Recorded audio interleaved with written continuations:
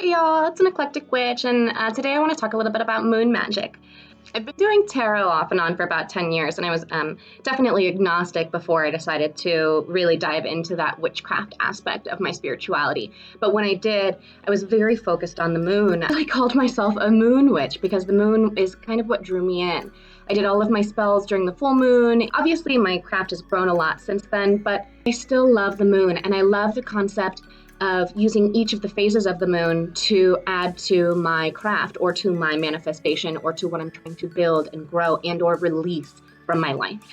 Talking about the phases of the moon, I'm going to start with the new moon. So the new moon is actually no moon. You can't see the moon in the sky. And it is a time to begin to think about what it is that you want to have in your life. It is a blank slate for you to build on, but at that time, you should really just be thinking about the concepts behind what you want to create in your life. Next moon phase is the waxing moon. If you have trouble with the waxing waning thing, I know I did for a long time, you just have to kind of think that waxing is an active thing. Like say you're gonna wax your legs, something like that, you would be actively doing it. I know it's kind of a silly thing to think of, but it is a good way to connect in your mind and help you remember. And then waning, of course, is a less active moment in time. You know, waning is relaxing, right? And also getting rid of things.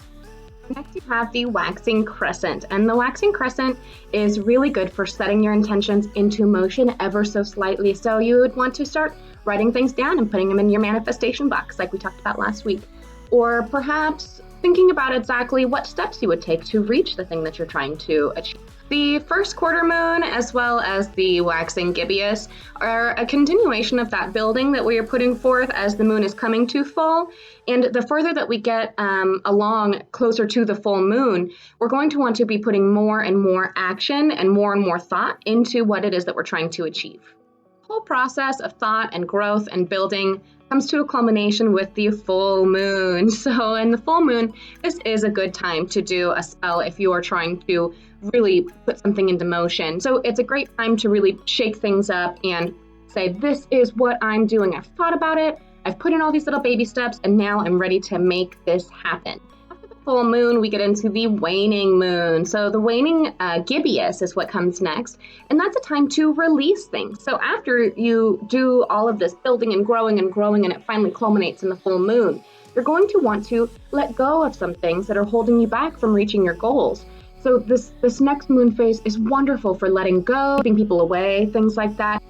And as the moon goes from the last quarter into the waning crescent, we're going to be continuing that letting go process. The waning crescent, by the time you get there, you should be worn out. If you've used the entire month moon cycle to do some sort of manifestation, it's going to be a time for relaxing. So imagine that the next moon phase is going to be that new moon.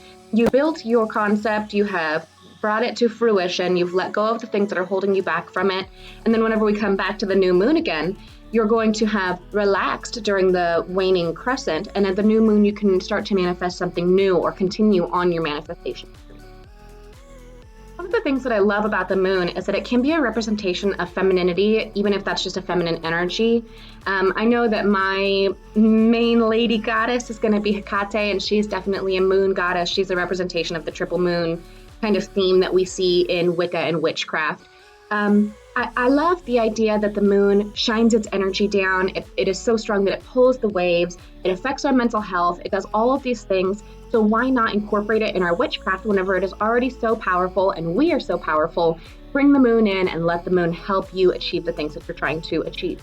If you do some of these steps whenever the moon isn't in your favor for what you're trying to do, you can still accomplish whatever you're trying to accomplish. So if you need to do something fast acting, do it for whatever moon phase. But if you want to plan out something long term and really kind of dive into it and do like a whole learning process with your manifestation, try and follow the moon phases because they will accentuate, they will bring up, they will benefit your manifestation process. But go ahead and give it a try, do a little bit of research yourself. This is just a really brief overview. There's so many different things that you can add to your moon manifest experience. Leave me some comments, let me know what you think about this video, and if you've ever used the moon besides just the full moon, or even if you've used the full moon in your magic, let me know how it came out. And yeah, that's it. This was an Eclectic Witch signing out. Stay safe out there, merry meet and all that good stuff. I'll see you next time.